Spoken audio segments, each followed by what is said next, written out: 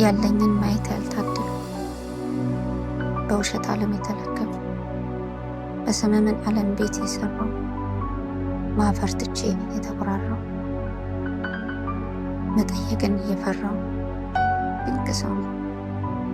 ካለኝ ይልቅ የሌለኝ የሚያሳሳኝ ደስታዬ በሰው እጅ ያለ ምርጫ በእጄ እያለ ብቻ ድንቅ ሰው ነው።